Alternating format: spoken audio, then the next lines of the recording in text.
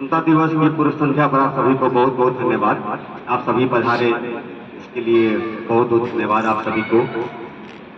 मैं तो एक न शायर हूँ न कवि हूँ, बस किसी के लिखे हुए एक दो गाने या गजल गुनगुना लेता हूँ, बस इतना ही है मेरी।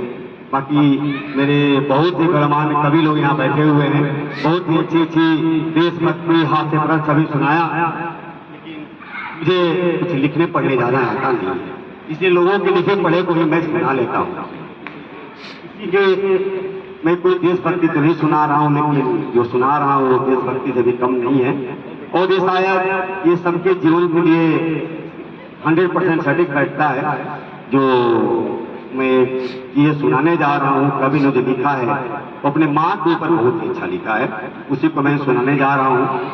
आज मुझे ये सोचकर बहुत कभी कभी शर्म आती है या बहुत आंखों में आंसू आ जाते हैं। आज की जो नई जो युवा पीढ़ी है, पता नहीं कैसे कुछ लोग अपने माँ को वृद्धाश्रम में छोड़ाते हैं, अपने जीवन को सुखमय बनाने के लिए अकेले रहकर हम बहुत खुश रहेंगे, पता नहीं कैसे वो खुश रहते हैं, मुझे समझ में नहीं आता है। उसके ऊपर ही थोड़ा सा गजल है, उसी को मैं सुनाने जा रहा हूँ। सैफ माँ की दुआओं का ये असर निकला, ये कामयाबी मेरे रिश्ते का सफर निकला। सैफ माँ मतलब बीवी, सैफ माँ की दुआओं का ये असर निकला, ये कामयाबी मेरे रिश्ते का सफर निकला। जमाने भर की निगाहों ने उसे थाम लिया, जमाने भर की निगाहों ने उसे थाम लिया। जो अपनी माँ का कदम घर से चूम कर निकला।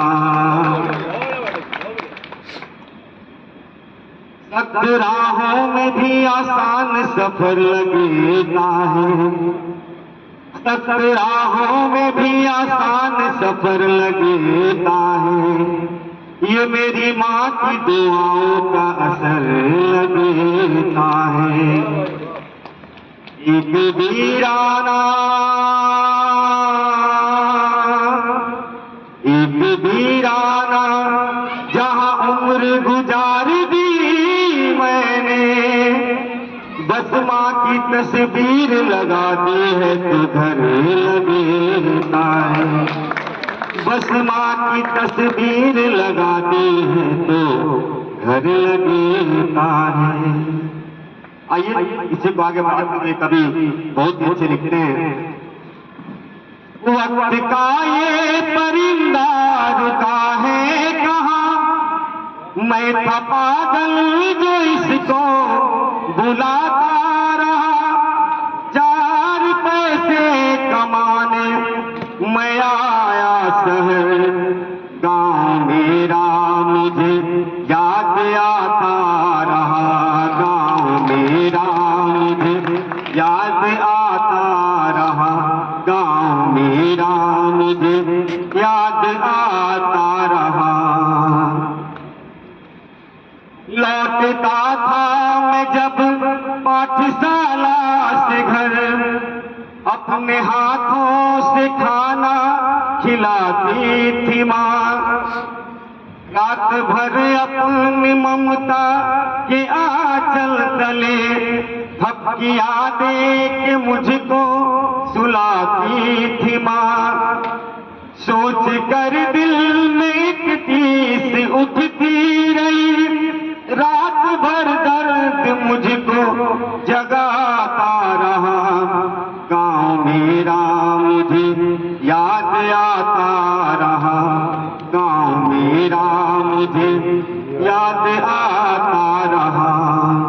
आप सभी यहाँ आए हुए हैं अपने घर अपने गांव देश को छोड़ करके एक अच्छे आदमी बनने के लिए, कमाने के लिए, लेकिन जब घर से हम निकलते हैं तो सबकी हालत कुछ ऐसी हो जाती है। अपने हित दोस्त नाथ भाई बहन सभी आपके लिए कामना करते हैं, सुनिए कभी उनके लिए भी क्या लिखता है। सबकी आंखों में आंसू छलक आए थे जब रवाना हुआ था घर के लिए, कुछ ने मांगी दुआ कि ये मैं खुश रहूं, कुछ ने मंदिर में जाकर जलाए दिए। एक दिन मैं बनूंगा बड़ा आदमी, ये तसव्वुर उन्हें गुदगुदाता रहा। गाँव मेरा मुझे याद आता रहा, गाँव मेरा मुझे याद आता रहा। कोई कितना भी आगे बढ़ जाए, कितना भी पैसे कमा ले, कहीं कोई भी शोहरत पा ले, लेकिन माँ उससे खुश नहीं होती है।